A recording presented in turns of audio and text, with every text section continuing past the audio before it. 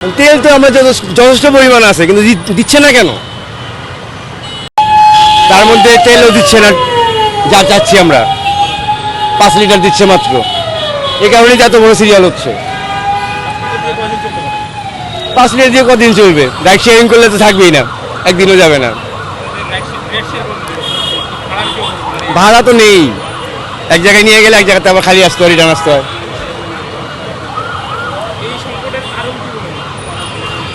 আমরা কি করে বলবো বলেন? তেল তো আমরা যথেষ্ট পরিমাণ আছে, কিন্তু দিচ্ছে না কেন? সেটা তো আমরাই বুঝতেছি না। মাহবুব জানে।